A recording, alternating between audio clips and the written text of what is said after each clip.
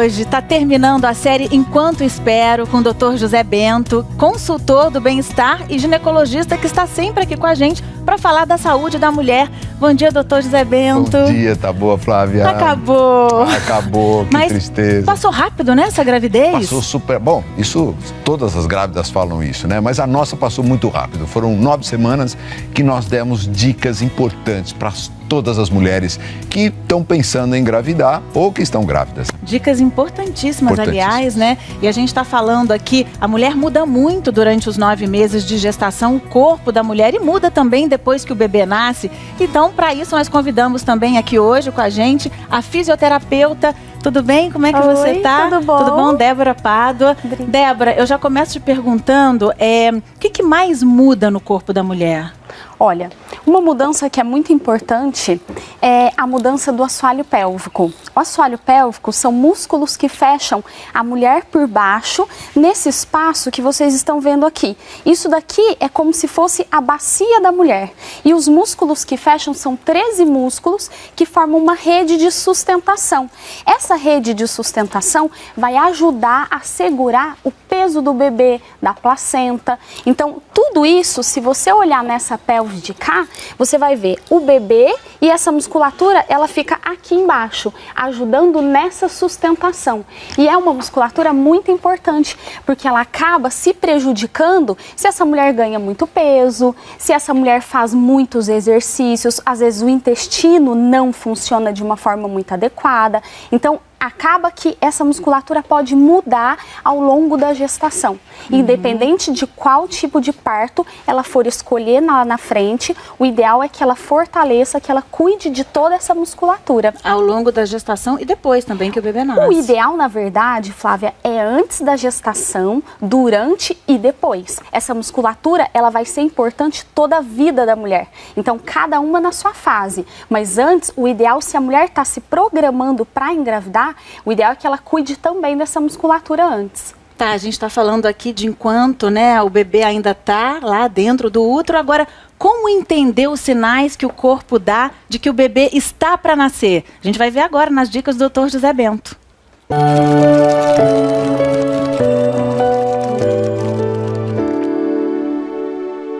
Tá chegando o dia, o grande dia de você conhecer o seu bebê. Nesses dias que antecedem o parto, você vai ter 3 sinais básicos. Você vai notar que o seu intestino está funcionando mais. Você vai notar que sua barriga diminuiu. Por que acontece isso? O neném encaixa na bacia. E você vai notar o tampão mucoso. É um catarrinho que sai aqui do colo do útero. Com a dilatação do colo do útero, sai esse catarrinho.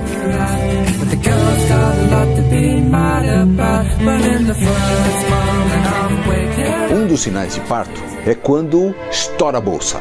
Cai aquela quantidade de líquido amniótico, mas não é todo o líquido que sai.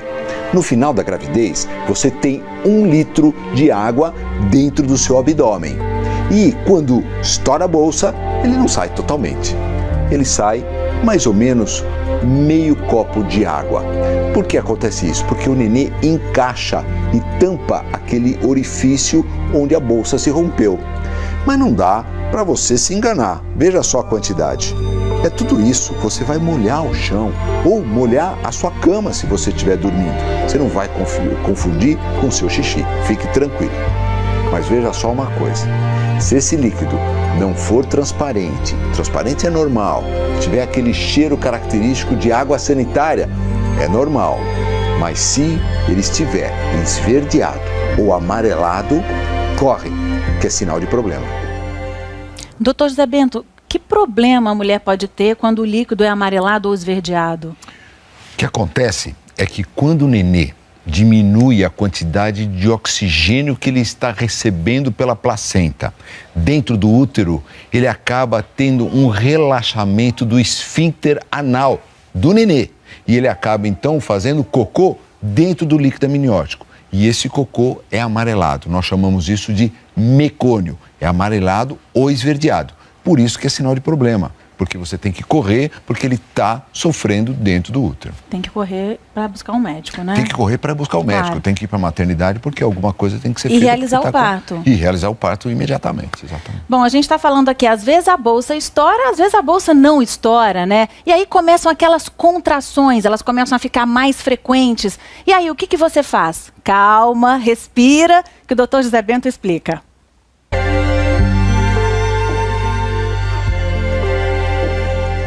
As contrações do útero que vão trazer o seu bebê ao mundo, elas começam já no 7º mês de gestação. No 8º mês, também elas estão presentes. Aparecem esporadicamente, são 10 durante o dia inteiro. Mas elas não doem, não vêm acompanhado de nenhum outro fator importante. Mas no 9º mês, quando começa o início do trabalho de parto, aí essas contrações aumentam. E vem acompanhadas de uma dor que caminha da região lombar e empurra o seu bebê para a região pélvica. É nessa hora, quando começam as contrações, a cada 5 minutos, no início elas estão a cada 10 minutos, 7 minutos, e a dor não tem uma intensidade muito grande. Mas a cada 5 minutos, e quando elas têm uma duração de 50 segundos e com uma dor muito forte, é aí que você precisa ir para a maternidade.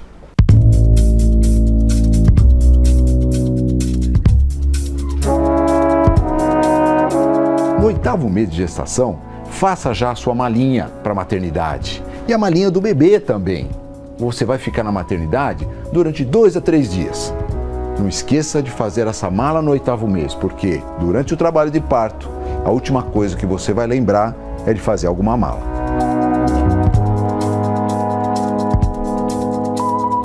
Aqui então é a sala de parto. É aqui que você vai ter o seu bebê. Depois de 8 a 10 horas em trabalho de parto, onde você vai ser assistida por médicos, anestesista e enfermeiras, é aqui que você vai chegar. Bom, é ali que a mulher vai chegar, né? Que você vai chegar. Aí, doutor José Bento, o bebê nasceu, a mulher vai contar imediatamente se ele tem todos os dedinhos, as mãozinhas, as coisinhas todas, que é o que toda mãe faz, verdade, né? Para ver se o bebê veio com saúde, se ele chorou.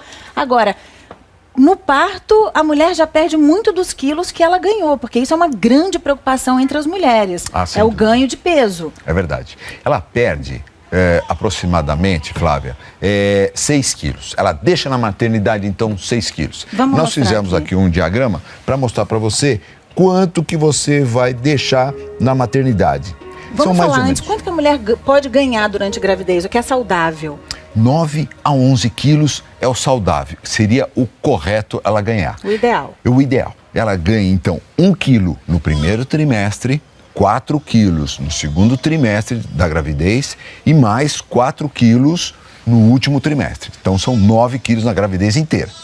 No parto, 6 quilos ela deixa na maternidade, 3 quilos de nenê, 1 quilo de placenta, meio quilo de placenta, 1 quilo de útero, tá aqui, Vamos mostrar aqui, ela vai perdendo. Ó. Então, primeiro saiu o bebê, de cara ela já perde esses 3 quilos do bebê. Exato.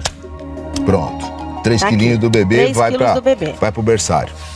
Aí depois ela vai perder 1 quilo de útero. Você fala, ué, vai tirar o útero? Não, não vai tirar o útero. É que o útero diminui. E mais ou menos há 2 a 3 dias, aquele útero que estava enorme, que mede até 40 centímetros, ele vai para 7 centímetros, normalmente em 2 a 3 dias depois do parto. É bem rápido. Fantástico.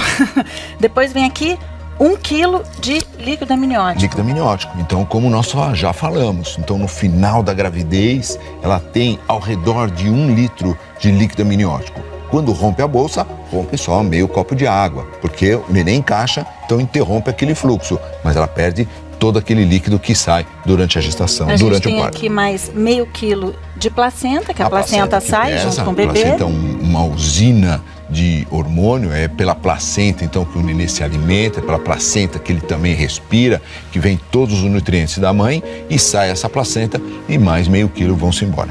E aí vai depois mais meio quilo junto, que é o resto do líquido, doutor José Bento? Exatamente, que ela acaba coletando esse líquido, porque a natureza, veja só que interessante, Flávia, a natureza, ela aumenta a quantidade de sangue durante toda a gravidez. Porque sabe quanto que você perde no parto de sangue? chega a 1 litro de sangue. Fala assim, nossa, mas 1 litro de sangue, se nós perdêssemos 1 litro de sangue, imagina, quase que entrava em coma. Mas na gravidez não, a mulher é preparada para isso, porque durante toda a gravidez ela aumenta até em 50% o seu volume sanguíneo. Agora, a mulher continua aqui com 3,5 kg que não saem de jeito nenhum. Exato, por isso que é tão importante então ela amamentar. Porque durante a amamentação, ela também perde muita caloria. E essas calorias equivalem, para você ter uma ideia, a 30 minutos de corrida. Isso dá mais ou menos 400, 500 calorias por dia só na amamentação. Então ela vai perdendo durante todo esse período, vai perdendo aqueles 3 quilos que ficaram acumulados.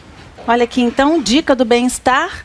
1 dia de amamentação é igual a 30 minutos de corrida. Nem toda mulher pode fazer exercício, né? Assim que tem o bebê, você tem que esperar 30 dias se for parto normal e 45 se for cesárea. Depois de 10 dias já pode fazer uma caminhadinha. Já pode fazer uma caminhadinha leve. Mas depois de 30, 40 dias, daquela consulta com o seu obstetra, que é aquela consulta de pós-parto, que ele vai liberar você para fazer atividade física e atividade sexual. Bom, eliminar esses quilinhos a mais depois do parto é uma tarefa difícil, mas você vai ver agora uma aula muito interessante em Uberlândia, no Triângulo Mineiro, em que as mães fazem o exercício muito bem acompanhadas. E quem mostra pra gente é a Fauza Rezende.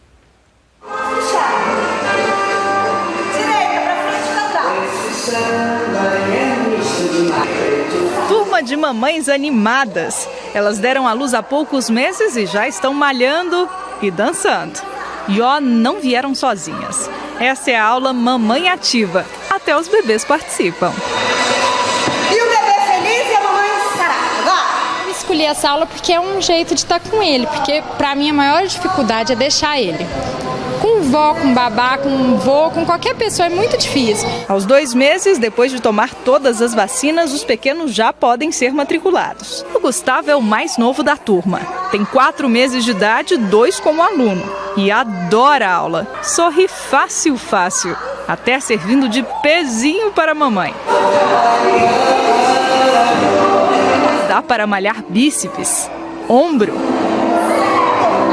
fazer agachamento, abdominal. E tem até beijinho para incentivar a flexão.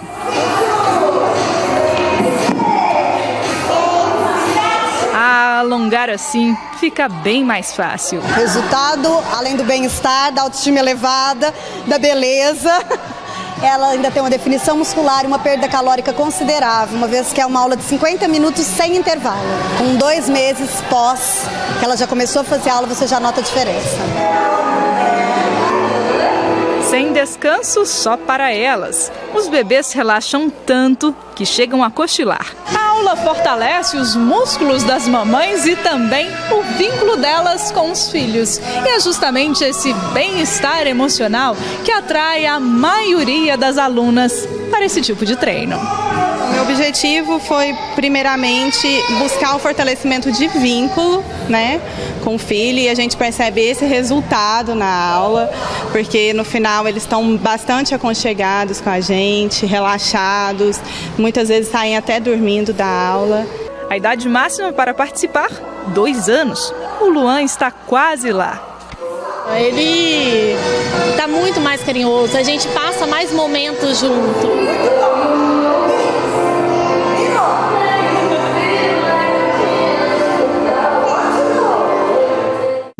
Quem foi lá ver essas mães dos bebês foi a Faeza Rezende, lá de Uberaba. E a gente viu ali que é uma aula com criança, mas elas saem suadas dessa aula, viu? E hoje nós temos aqui 2 convidadas, 2 telespectadoras do Bem-Estar, que toparam vir até aqui. A Bruna, tudo bem, Bruna? Oi, tudo bem. Tudo bom? Com a simpática Manuela. Vamos ver se a gente consegue mostrar aqui como ela é simpática. Ei, dá um sorriso. Dá um sorriso. Dá, olha como é que ela é sorridente, gente. Vem cá. Ela vem. A Bruna, e a gente tem também a Dona Elza. Dona Elza, tudo bem? Tudo bem. Bruna, você tem a Manuela de 8 meses e você estava contando aqui, vai lá com a mamãe, Você estava contando que você teve muita dificuldade durante a amamentação com ela. Isso, eu tive. Doeu muito no começo para amamentar. Sofri, eu chorei e tinha que amamentar para não deixar ela com fome, mas foi mais de 2 meses de sofrimento para amamentação. Mas o que aconteceu? O que acontecia quando você tentava dar o peito para ela? Rachou, né? Sangrou.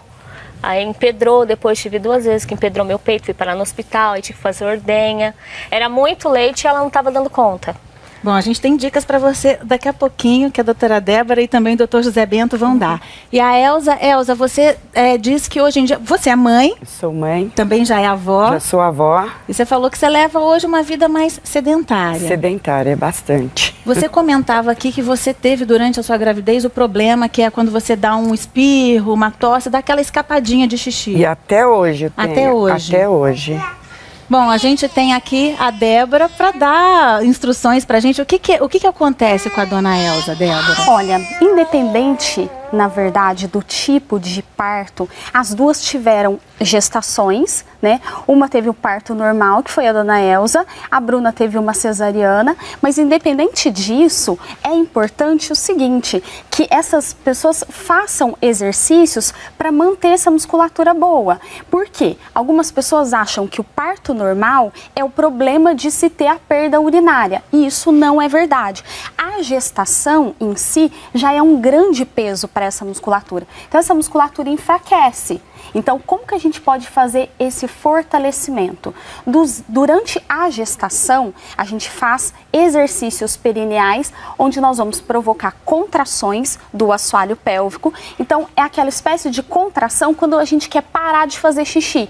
Então, você trava essa urina, o ideal não é realizar isso como exercício, é realizar isso como uma avaliação só, se você sabe fazer a contração correta ou não. Vamos mostrar como é o exercício? O que acontece? A musculatura, como eu tinha dito, fica por dentro do canal vaginal, ali em volta de todo o canal vaginal. Então, a mulher ela vai provocar contrações e relaxamento várias vezes. Durante a gestação, ela não pode usar esses acessórios, que foi o que eu trouxe para mostrar para vocês. Isso daqui são cones vaginais. Os cones vaginais servem para fortalecer, são pezinhos. Então imagine que é uma musculação para assoalho pélvico. Quer dizer, a gente vê que eles têm cores diferentes, exatamente porque eles têm pesos diferentes. Eles têm pesos diferentes. Então, se você for ver, Flávia, tenta pegar... Tá pra dona Elza, vamos ver o que ela acha. Esse é o mais leve, esse é o mais pesado. Eles vão desde 20 gramas até 70 gramas. Então a dona Elza tá segurando o de 20 gramas aqui e o de 70 gramas. Segura. Segura. O ideal é você introduzir, então é isso que eu vou mostrar para vocês. E depois de certo tempo, que nem como eu, já faz tempo, né, que eu tive, ainda resolve alguma coisa? Resolve. A musculatura, você pode dar estímulo nesse músculo em qualquer idade. Então, independente da Bruna ou da dona Elza, independente da idade delas, elas podem e devem fazer esse tipo de fortalecimento. Então, esses cones vaginais são introduzidos dentro do canal vaginal, como se fosse um absorvente interno, e vai colocar lá no fundinho. E esse fiozinho fica pendurado para fora. E aí ela vai começar a fazer exercícios. Ela contrai, relaxa, ela pode fazer a primeira contração, que eu chamo de contração de 1 segundo, onde você estimula fibras rápidas. Então você vai contrair, soltar. Contrair, soltar, com um pezinho lá dentro. Mas como que eu vou saber qual é o meu peso? O ideal é que ela tenha um kit com vários pezinhos e que ela experimente, porque ela tem que experimentar, na hora que ela ficar de pé, esse peso não pode cair. E é fácil encontrar esse pezinho? É fácil encontrar.